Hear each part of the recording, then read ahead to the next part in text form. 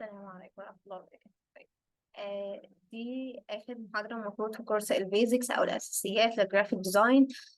والناس اللي محتاجة أو حابة إن هي تشوف هل الجرافيك ديزاين ده شغلها أو مجالها أو بتاعها ولا لأ. أنا دلوقتي بواجه مين؟ الناس اللي كانت معايا في الكورس، يعني الناس اللي واخدة محاضرتين قبل كده، عشان التسجيل ده هينزل على التشانل بتاعت اليوتيوب تحتي.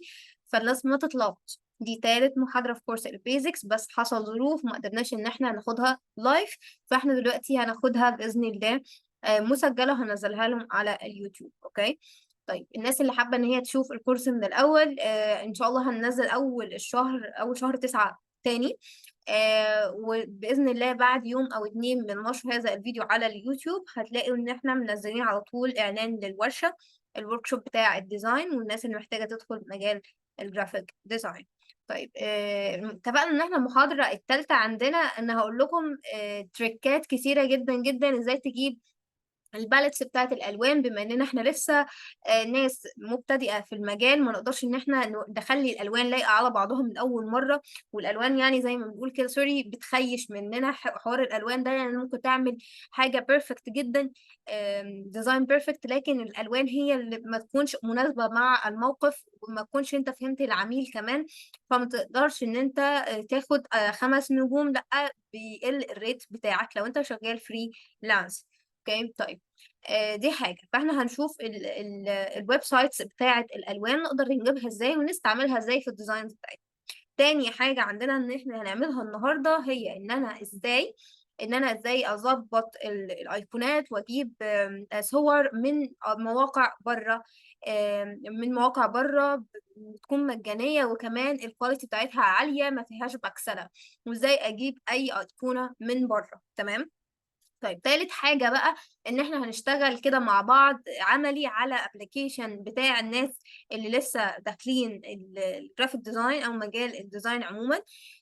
والابلكيشن ده ممكن لو انت معاك تابلت تمام، معاك تليفون تمام، معاك لابتوب تمام جدا، معاك بي سي او كمبيوتر حلو قوي قوي.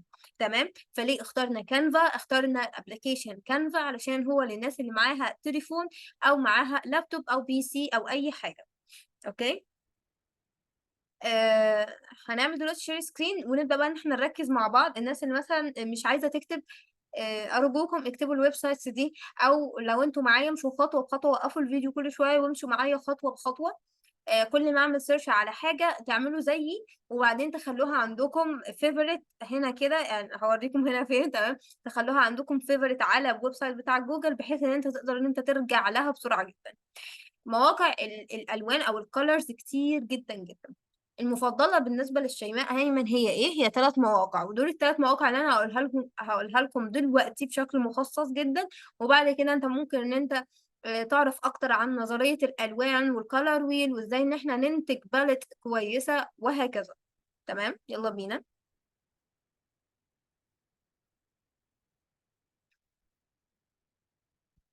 في ابديتس كتيره قوي في زوم، حلوه جدا. طيب، سمي الله. نكتب هنا كده معانا على جوجل ادوبي كولر. ده كده حاجه بتاعت ادوبي. تمام. من ابلكيشن ادوبي، منزل لنا ويب سايت حلوه جدا جدا، مجمع لنا كده كوليكشن جامد قوي من الكالرز. تعالى افهمكم دلوقتي ايه هي الويب سايت دي. لما تفتح بتبقى فيها ايه بالظبط، وانت تجيب اللي انت عايزه منين على طول. تمام. دي كده عندنا حاجه بيقول لك ان انت يو كان كرييت الباليت بتاعك، بس احنا طبعا عشان احنا لسه مبتدئين فمش هناخد الكرييت دي خالص ولا اكسبلور. هنروح على طول على الترندز، وهنا هنشوف ايه هي الالوان الترندي او الترند في كل مجال. يعني هنا معانا في مجال الفاشون. في مجال الفاشون هنا لو عجبتك الباليتس دي والالوانات دي بتنزل تحت كده شويه عند فيو مور، وبتبدا ان انت تسكرول وتشوف ايه هي الباليت اللي عجباك، وايه هي الباليت اللي بتخدم الديزاين بتاعك والفكره بتاعتك.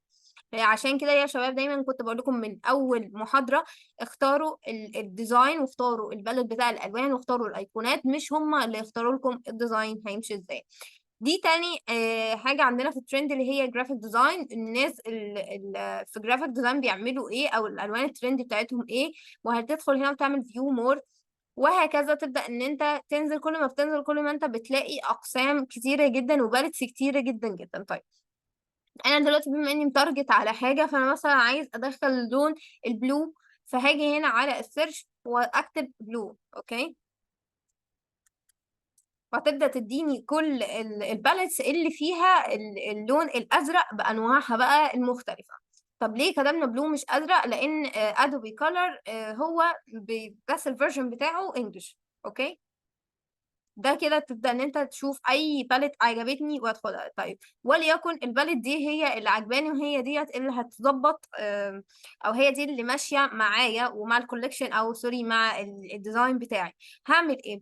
انا هنا دلوقتي لو انت شايف، اتفقنا في الاول خالص قلنا ان الالوان دي كل زي ما انا مثلا دلوقتي سرشت على لون بلو، بس اللي قدامي ده كله ما اقدرش ان انا اقول عليه لون بلو، لون ازرق، لان هنا في درجات. طب هل انا لما اكون في الديزاين بتاعي وابدا ان انا اختار اللون بتاعي هعمل ايه؟ في حاجه عندنا في الالوان اسمها ارقام الالوان او اسماء الالوان. مش اسمها ازرق، لا، ده اسم الرقم، ليه رقم، كل لون ليه رقم. طيب هل انا هحفظ الارقام دي كلها؟ of course not، مش هتحفظ الارقام دي كلها. طب هنعمل ايه؟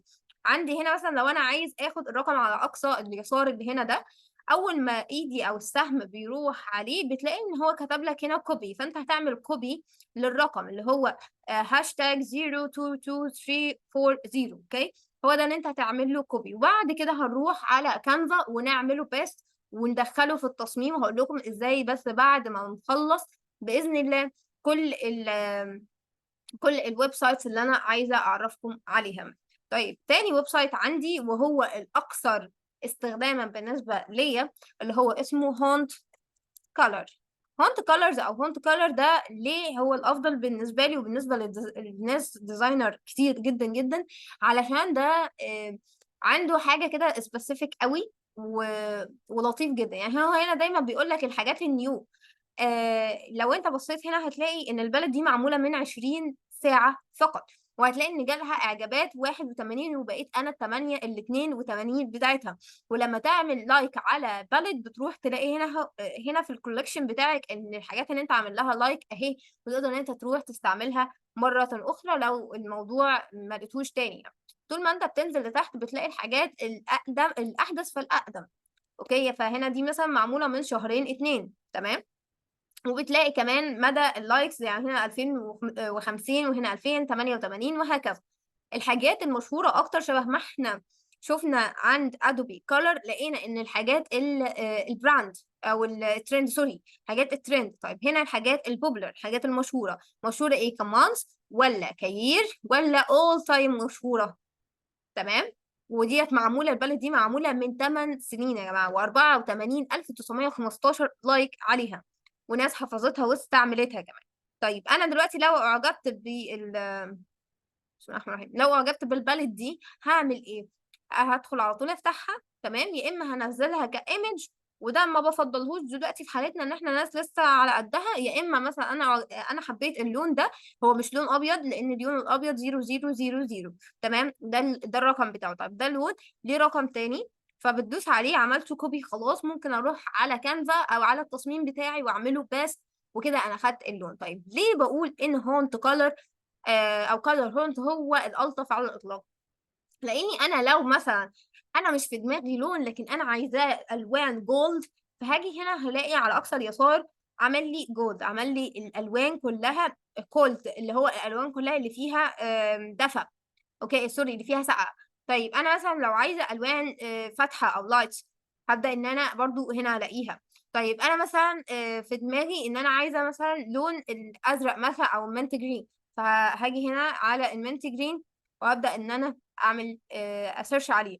طيب انا عايزه منت جرين منت جرين بس يكون دارك، فهعمل كمان هاشتاج دارك، فيطلع لي الحاجات المنت جرين الدارك بالمنظر ده. يعني دي مثلا من 8 سنين برضو، يعني قيم جدا جدا جدا جدا جدا فوق المتوقع يعني. اوكي، فالتاني حاجة عندنا اسمها color homes. طيب الموقع الثالث، بما اننا هنشتغل على كانفا فوالله احنا هنروح نكتب كانفا color. فكانفا ما سابتناش برضه، ما سابتناش لوحدنا، لا، كانفا عملت لك كمان الكالرز بتاعتها الخاصة بيها، وبصراحه كانفا كولرز بحسها بتاعت اطفال شويه، وبحسها هي لطيفه جدا جدا وبتجذب الانتباه. ليه؟ طيب انا اول ما فتحت لقيت المنظر ده، هل انا هروح مثلا على كولر ويل على طول؟ لا. هروح على كولر باليتس؟ لا. هروح على كولر باليتس ايديا فهتك عليها. تمام، هنزل تحت هلاقي كميه كبيره جدا جدا جدا من الباليتس. وكمان هنا قول مثلا ما اعمل هنا هلاقي مثلا 11430 لايك على الباليت دي. طيب انا مثلا اعجبت بالباليت دي وهي الباليت دي اللي انا عايزاها، هتك عليها وهتبدا ان هي توضح لي جابت الالوانات دي من انهي ايمج. تمام، او اي تصميم، يعني هتبين لك برضه انا ما جبتش الموضوع ده من فراغ، لا ده التصميم بتاعها. طيب انا عايزه اعملها كوبي، اعملها ازاي؟ عجبني ده هدخل عليه اعمله كوبي فقط. طيب هنا بقى الميزه في كانفا ان هي عملت لك ايه. والله هي انا كتبت لك اسم الحاجه بالانجلش، يعني اسم اللون ده بالانجلش، وكمان كتبت لك الرقم. احنا مش هنعمل حاجه بالاسم يعني. تمام. طيب آه بسم الله الرحمن الرحيم. فاحنا كده دلوقتي معانا قد ايه؟ معانا ثلاثة ويب سايت علشان نقدر ان احنا نعمل بيهم او نعمل ناخد منهم الافكار بتاعه الالوان اللي احنا محتاجينها. يعني انت مثلا حاطط في دماغك، حد قال لك والله انا عايز لون اصفر في احمر، اوكي ما تتخضش، لان ممكن تعمل الالوان اللي هو عايزها اصفر في احمر دي، بس لما تشوف الباليتس الجاهزه دي تسيرش عليها هتلاقي في الوانات او ارقام من الالوان لايقه على بعض، وبرده في الاخر هيديله هو كنتيجه، هو شخص مش عارف قوي في الالوان، ففي النتيجه في الاخر هيحس ان هو ده انت عملت لي اللي انا عايزه اللي هو احمر اصفر في احمر. فاهم الفكره؟ فاللعب كله بيبقى في الحته دي. طيب انا دلوقتي شفت ازاي اجيب الكالر بتاعتي من ويب سايتس متعدده. طيب انا دلوقتي عايز اجيب ايقونات او عايز اجيب ايمج خاصه بالحاجه بتاعتي انا، التصميم بتاعي اللي انا بعمله. اول حاجه عندي يا شباب هتلاقيها عندك فري بيك، هتكتب فري بيك كرييت جريت ديزاينز. طيب فري بيك دي منصه كبيره جدا جدا، ودي اللي انا بعتمدها في اي حاجه بعملها حرفيا. ان انا بدور على ايمج او صور، بدور على ايقونات، بدور على فيديوز، وعندي طول اليوم يعني 24 ساعه انت عندك 10 تصاميم او سوري 10 حاجات سواء صور او ايكونز او فيديوز تنزلهم فور فري. بعد كده مش هيبقى فور فري ولازم تاخد البريميوم ده في اليوم. طيب في حاجات اصلا بتعجبك لكن هي للاسف بريميوم، فانت عايز تشترك بقى والدنيا تمام معاك اشترك. تمام. طيب انا دلوقتي عايز اعمل مثلا على ايقونه، اوكي ايقونز فور كافي. ماشي، هعمل بس يا دوبك سيرش، تبدا تطلع لي 115,000 منتج او 115,000 ريزلت او النتيجه طلعت لي. تمام، فتبدا تشوف الحاجه اللي عجبتك. طيب مثلا دي اللي هتخدم الحاجه اللي عندي، دي اللي هتخدم التصميم اللي عندي. تمام، وانا دلوقتي محتاج ان انا انزل الايقونه دي. هعمل ايه عشان أوكي. هعمل هنا يا دوبك داونلود PNG. تمام، طيب تقدر ان انت هنا تظبط البكسل بتاعتها براحتك جدا جدا. اول ما بتنزلها عندك بتاخدها وتروح تحطها في التصميم بتاعك. طيب فري باك ده كده بالنسبة تنزل الحاجات ايكونز او تنزل الحاجات فيديوز او تنزلها فوتوز. اوكي. طيب في حاجة تانية ان احنا ممكن كمان نحدد مثلا انا لا انا محتاجة الكافي بتاعتي تكون لونها بني غامق، فتقدر انت تكتبي في السيرش عايزاها تكون مثلا البينز نفسها اللي هو ايه شبه كده، اللي هو الحاجات دي مش لا مش كافيه وخلاص، لا انا عايزه البينز بتاعت الكافيه. اوكي، وهكذا يعني. طيب ندخل على اللي بعد. كلين PNG ده متخصص اكتر الصراحه. لما نقول مثلا انا عايز صوره والصوره بتاعتي تكون من غير باك جراوند. تمام، فبنشوف بنسيرش هنا برضو على الصوره اللي احنا عايزينها ونعمل سيرش وبعدين نعمل داونلود لاي صوره خدمت الديزاين بتاعنا او هي دي اللي في دماغنا. الحاجه اللي بعد كده هي حاجه ثانيه اسمها ايكونز. تمام، ويب سايت تانية اسمها ايكونز. ايكونز دي هي بقى متخصصه الصراحه في الايكونز فقط، ولما تكوني انت محتاجه حاجات بتاعه انيميشن اكتر ومحتاجه حاجه بتاعه شبه الستيكرز وكده والواناتها كبيره او الواناتها فظه على بعضها. اوكي. هو بتكتبي هنا الايقونه اللي انت عايزاها. تمام. طيب، هل دولت فقط؟ لا، في الصراحة كتير جدا، في دريبل وفي مش عارف ايه، في حاجات تانية. لكن اظن ان احنا كمبتدئين مش هنخوض في الحاجات دي اكتر من كده. تمام. ففي اللي هو دريبل، وفي حاجات تانية كتير قوي. لكن دولت اظن التلاتة ويب سايت فور كولرز، وتلاتة فور ويب سايت فور ايكونز، دولت كافيين جدا جدا جدا ان هم خلاص يعني. تمام. الحاجة اللي أنا كنت عايزة أقولها لكم وأنوهكم عليها المرة اللي فاتت أو المحاضرة التانية، إحنا عملنا تغذية بصرية وقلنا إزاي نعمل تغذية بصرية صح، وقلنا التغذية البصرية دي ممكن نعملها على كام ويب سايت مختلفين. أنا حاليا بقى هعمل إيه؟ هندخل على كانفا. الناس اللي ما فتحتش كانفا تفتح كانفا معايا، وابدا ان انا اشرح لكم. والله انا كانفا دي فيها كذا وكذا وكذا، وابدا اشرح لكم الواجهه بتاعه كانفا. اوكي. طيب، احنا دلوقتي لو هنتكلم على الواجهة بتاعت كانفا، هلاقي في فوق عندي كده حاجة اسمها البحث. ده طبعا انا مخليه بتاعي كل اللابتوب بتاعي عربي. تمام. فهنا دلوقتي ده البحث بتاعنا او السيرش بتاعنا. هدخل هنا اعمل سيرش على اي حاجة انا عايزاها. في الأقصى اليمين اللي عندي هنا، لما بدوس هنا كده فأنا بدوس على الشاشة الرئيسية، ودي اللي أنا فيها حاليا. طيب، الشاشة الرئيسية دي فيها إيه؟ فيها التصاميم، آخر تصاميم عملناها. تمام. ومعظم التصاميم دي أنا كنت مظبطاها مع الناس معايا في الورشة يعني. أوكي. فدي التصاميم اللي عاملينها. طيب، تحت لو نزلت شوية هلاقي إن أنا بقول المشاريع. المشاريع دي برضو التصاميم اللي إحنا عملناها مؤخرا على كانفا، بس أنت عندك هتلاقيها لسه أبيض وورد يعني. اوكي. فهنا عاملين لك مصنفات، انت مجلدات ولا تصاميم ولا قوالب العلامة التجارية وهكذا. طيب، في ده بقى، ودي التمبلتس الاشهر على الاطلاق واللي الناس بتتغر فيها شوية. تمام. اشرب شاي بلبن بتاعي الاول. طيب، التمبلتس اللي هنا، يعني ايه تمبلتس؟ يعني قوالب جاهزة. والمشكلة ان هنا ان الناس بتاخد القوالب الجاهزة دي وبتعدل عليها وبتنشرها على اساس ان هي دي الديزاين بتاعها اللي هي عملته. والمشكله ان الناس بتكون عارفه، والناس المتخصصين بتكون عارفه. وللاسف حاليا الشركات من كتر ما الناس عملت كده وزيفت التصاميم بتاعتها بتصاميم ناس تانية، آم، عملت ان هي لما بتنشر ان انا محتاجه ديزاينر، بقول انا مش محتاج ديزاينر بيستخدم كانفا اطلاقا. انا عايز واحد بيستخدم 1 2 3 4 بس. انا مش عايز حد بيستعمل كانفا. فدي المشكله واللي لازم كلنا ناخد بالنا منها يا جماعه. طيب، انا دلوقتي عندي لو نزلت تحت شويه كده هلاقي ايه؟ هلاقي هنا بيقول لي مستوحاه من تصاميمك الاخيره. يعني انا في الفتره الاخيره مثلا، او هنقول يعني هو امبارح الصراحه، بدات ان انا اقول للناس ادي لهم فكره عن الاعلانات اللي بالمنظر ده. تمام. وكان في كذا اعلان فيهم بتاعنا. وهنا قد يروج لك بيدي لك حاجات شبه ايه السجست كده. فدي دلوقتي الناس اللي عامله سي في ومنزله اشكال السي في والتمبلتس بتاعت السي في بتاعتهم. دي كده سبوره بيضاء. فانت لو عايز تعمل حاجه شبه الخرائط الذهنيه والاناليستيك ومش عارف ايه الكلام ده كله، بتعمل بسبوره بيضاء، بتكون عندك مساحه عمل كبيره جدا. لوحات مايكروسوفت تيمز، ودي لوحات بتوع مايكروسوفت هي اللي عاملاها يعني.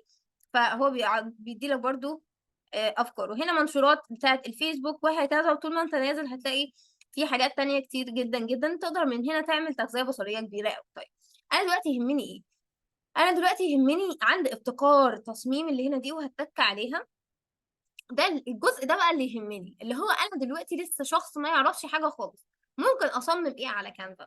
فالناس كلها بتجري تقوم قايله انا هصمم لوجو مثلا، او انا هصمم اعلان.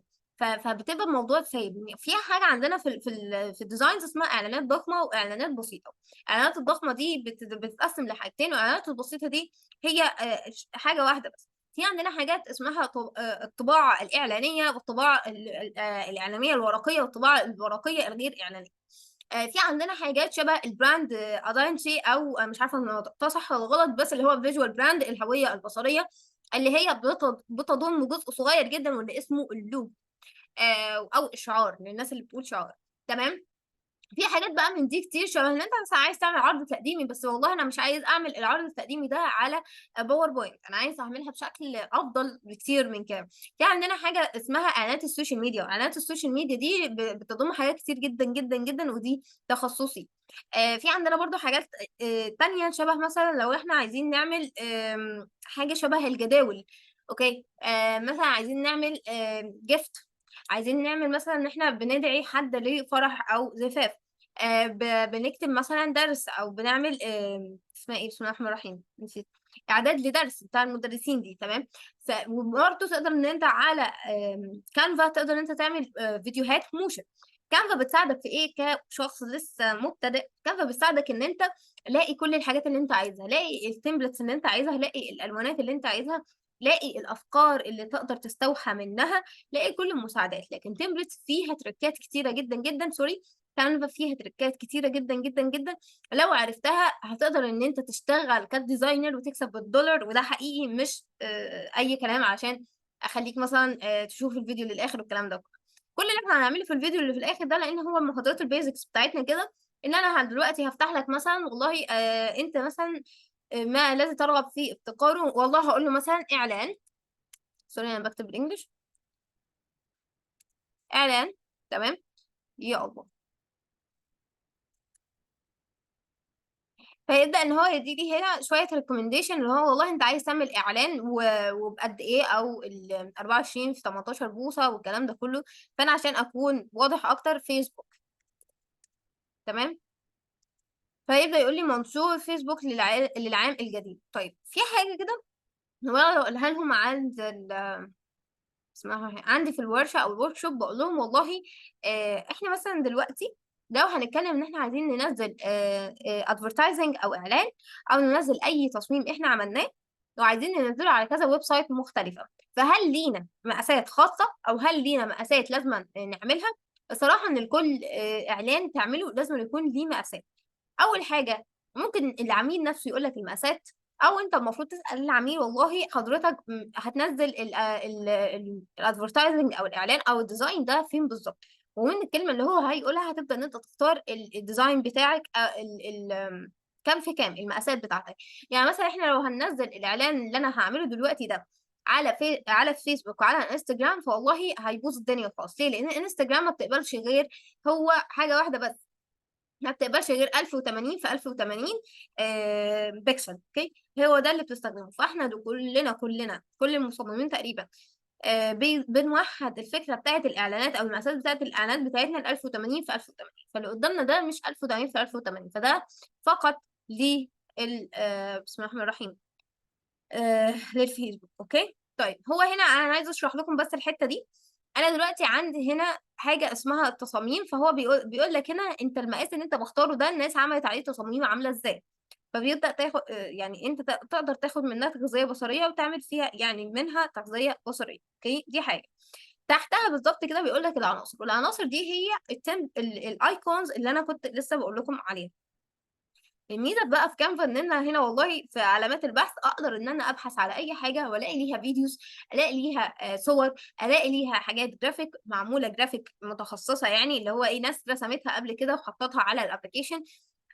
فمثلا انا دلوقتي لو هتكلم واقول مثلا ان انا عايزه ورده، تمام، فالاقي هنا تصاميم جرافيك لورد، واعمل عرض يعني عرض الكل، وهلاقي اشكال كتيره جدا جدا للورد. تبدا ان انت تختار الحاجه الظريفه او الحاجه المناسبه للديزاين اللي انت بتعمله. طيب تحت هنا كده هلاقي في حاجه اسمها النصوص، وانت لو مش مشترك في كانفا، فالحته اللي قدامك دي مش هتلاقيها. هتلاقي ايه؟ هتلاقي 3 مستطيلات شبه المستطيلات دي كده بالظبط، ولما تدوس على اي حاجه فيهم هتلاقي ان انت تقدر تكتب اي حاجه. مثلا لو كتبنا الشيماء مثلا، تمام، هنكبر مثلا الفونت كده، بقدر ان انا اكبره كده، بقدر ان انا اصغر. طب انا عايزه اكبره بالثانيه بالسنت يعني، اعمل ايه؟ هنا في عندي تكبير اهو، تمام، وانا عندي ان انا اصغر الحاجه. طيب انا عايزه اغير الفونت ده، بدوس هنا وابدا اختار الفونت الانسب للتصميم بتاعي. بختار الفونت الانسب للتصميم بتاعي يا شباب، مش هقولها تاني. تمام. طيب آه هنا كده لو انا عايزه اغير اللون بتاع الشيماء، فببدا ان انا انزل تحت كده شويه، واشوف اي بلد او اي لون من الالوان دي. فاكرين لما انا قلت لكم دلوقتي هوريكم ازاي تجيبوا اللون وتبداوا تستخدموه هنا؟ فتعالوا معايا دلوقتي على مثلا كولر هونت، وهختار الباليت دي، وهختار اللون الاورنج اللي هو بالمنظر ده. عملت له كوبي خلاص، وهروح تاني على كانفا، وهنا ده اللون الاسود اللي معايا دلوقتي، هتك عليه وهعمل كليك يمين وهعمل بيست، وهبدأ ان انا اعمل تغيير الكل. وانا دلوقتي بقى اللون بتاعي اورنج، برضو شبه اللون اللي انا لسه واخداه من هناك. فانا كده قدرت ان انا ادخل اللون اللي انا خدته من بعيد للون اللي هنا. تمام. دي كده بالنسبة للالوان، سوري، للالوان وللخط. تمام. طيب، في عندي هنا كذا حاجه. العلامه التجاريه دي احنا محدش دلوقتي فينا بيستخدمها، او يعني احنا كمبتدئين ما بنستخدمش الحاجات دي. في عندنا هنا حاجه اسمها التحميلات. فانا هنا لو هعمل مثلا بسم الله الرحمن الرحيم، لو انا دلوقتي مثلا هعمل صورتي، عايزه انا صورتي ادخلها هنا، فيا اما هدوس على تحميل صورة، وهتبدأ ان هي لو انا على بي سي او لابتوب هتوديني على طول للحاجات اللي عندي. يا اما هدوس مثلا هو مش موجود هنا، اوكي، هدوس على الفولدر اللي عندي هنا في اللابتوب او في الحاجة اللي موجودة عندي، وابدأ ان انا اسحب الصورة واخدها. طيب انا دلوقتي هعمل تحميل، وهاخد مثلا الحاجة دي مثلا، هتك عليها وانزلها. اوكي، تبدأ اللي هي تنزل معايا. وده اصلا الايقونة اللي انا لسه منزلاها معاكم. تمام. فدلوقتي نزلت الايقونه بتاعتي. لو حد لاحظ معايا، دي الايقونه اللي نازله يا شباب، نازله من غير باك جراوند، لان دي ايقونه مش صوره. تمام. طيب، ده كده بالنسبه لو انت عايز تحمل حاجه، او اللي انت نزلت ايقونه وعايز تحمل. الناس بقى الموهومه بالرسم وعايزه ترسم، ففي هنا بقى ادوبي او سوري كانفا ادت لك مساحه كبيره جدا للرسم، بدل ما تدخل على السكتش او اللي هو الابلكيشن اللي مات ده. تيجي هنا وعندك دلوقتي لام، وعندك هايلايتر، ولا معرفش قلم بولد، وهنا هايلايتر، وهنا كمان استيكا، او الالوانات اللي تقدر ان انت الالوانات اللي انت عايز تستعملها بتستعملها وبتغيرها من هنا. والاعدادات بتاعه الخطوط وسمك الخط تلاقيه برضو من هنا. اوكي. تحت بقى كده في حاجه اسمها مشروعات. والمشروعات دي يعني ايه؟ يعني الحاجات اللي انت عملتها قبل كده. هنا بقى التطبيقات اللي كانفا يعني زي ما بنقول كده، كانفا بقت هي والاي اي بقوا زي بعض قوي. او مثلا لو انا عايز مثلا انزل الصوره، سوري خلينا نروح مثلا للصوره بتاعتي دي مثلا، او بلاش دي عشان اوكي بلاش دي. طيب اوكي، لو انا مثلا عايز الصوره بتاعتي دي عايز اشيل الباك جراوند منها. تمام. طب هعمل ايه؟ هلاقي هنا في حاجه اسمها مدير الخلفيه وهذا. طب دي اتعملت ازاي؟ لان كانفا مشتركه مع شركه او ابلكيشن اي اي. تمام. تقدري ان انت تشيليها بالذكاء الاصطناعي. طيب انا لو مثلا ال مش واضح او لابسه نفس لون الباك جراوند اللي عندي، هتلاقي ان بسبب ان هي اي اي فمش مش هتقدر ان هي تشيلها كويس. بسم الله الرحمن الرحيم. فاكره كنت اقول لك اوكي، بس مدير الخلفيه دي او مدير الخلفيه دي مش هتلاقيها مع ناس كتير غير الناس اللي واخده الابلكيشن بريميوم. تمام. اظن ان احنا دلوقتي كده خلصنا ان انا اشرح لكم كل حاجه في مساحه العمل. ودي السبوره البيضاء اللي معايا دلوقتي دي المحدده باللون الازرق. السبوره دي هي او مساحه العمل دي هي مساحه العمل اللي انت دلوقتي هتقدر ان انت تعمل فيها كل حاجه انت عايزها. تمام. وتبدأ بقى ان انت تشخبط وترسم وتعمل اللي انت عايزه كله يعني حرفيا. فده كان اخر الحاجات البيزكس. تقدر من هنا ان انت تبدأ تنفجر بقى بابتكاراتك وانفعالاتك والكلمات الحاجات الحلوة دي كلها. والناس اللي عايزة تكمل يعني تدخل اكتر في الابلكيشن ومش عايزة حد يوجهها، او تدخل اكتر في مجال الجرافيك ديزاين وتلاقي ناس تتعلم منهم وكده. فان شاء الله احنا بنعمل ورك شوب للراوند الثالثه على التوالي. للاسف الورك شوب يعني هي كانت في الاول اصلا فور، يعني تقريبا كانت بفلوس قليله قوي، نقدر نقول هي فور فري. الراوند اللي بعدها بقت ب 50 جنيه حاجه زي كده. الراوند اللي جايه ان شاء الله ممكن تبقى يا اما 80 يا اما 90 جنيه. انا الصراحه ما اعرفش، ده على حسب التيم وعلى حسب الناس بتوع الماركتنج شايفين ايه يعني. فالكلام ده كله للطلاب وللناس اللي عايزه تبدا وحاسه ان هي مقلقه من الموضوع، فمش هتفرق لك كتير قوي. طب 90 جنيه ديت لايه؟ 90 جنيه ديت لست محاضرات. الست محاضرات دول انت بتعمل فيهم ايه وتاخدهم قد ايه؟ 3 ايام في الاسبوع، فاحنا هنقعد اسبوعين مع بعض هنتعلم الديزاين من الصفر للنهايه. في حاجات تانية برايفت، حاجات البرايفت بتبقى بفلوس شويه، وبقدر ان انا اقول لك بقى كل حاجه خاصه بالمجال، وتقدر ان انت ازاي تدخل في ده وتعمل ده والكلمات دي كلها. لكن برضو في الورك شوب احنا بنعمل حاجات كتير قوي، شبه احنا بنعمل بورتفوليو مع بعض. احنا بنقدر ان احنا ندخل عالم الديزاين ونعمل اعلانات شبه الاعلانات بتاعه الجوس ومش عارف ايه الكلام دي كلها. بنقدر ان احنا نعمل بانر وبوستر وبروشر وكمان فلاير. بنعمل حاجات كتير قوي يعني. وكمان الناس اللي معايا في الورك شوب اللي فاتت واللي قبلها يعني بصراحة أنا قالوا في حاجة تكملة يا كوتش واحنا عايزين نفضل معاكم مش عارف ايه. قلت لهم انتوا بالمستوى اللي انتوا فيه ده ما شاء الله تقدروا انتوا تكملوا بجد لوحدكم وهتوصلوا للحتة اللي انتوا عايزينها وانا معاكم في اي وقت. اما ان انت مثلا تدفع في البرايفت مثلا ومش عارف ايه وكده، انا هزود لك معلومات هزودها لك اكيد. لكن انا شايفه ان انتوا ما شاء الله وصلتوا لحته كويسه جدا. يعني لو هنقول على حاجه بسيطه فهي شبه حاجات هنتات كده بسيطة جدا. طولت عليكم معلش، بس انا يعني اجزم ان احنا ما كملناش تقريبا نص ساعة. اوكي، ده بس علشان ما فيش حد كل شوية بيقف وبيسأل مش عارف ايه، مع اني بحب جدا جدا ان الحاجة تكون لايف عشان الناس اللي عندها اي سؤال في دماغها او اي سؤال بيواجهها او اي حاجة مش عارفة تعملها نبدأ ان احنا نعملها مع بعض ونظبطها مع بعض ونحلها. لكن ان شاء الله تتعود بإذن الله. اشوفكم ان شاء الله في الورك شوب بتاعتنا الجديده.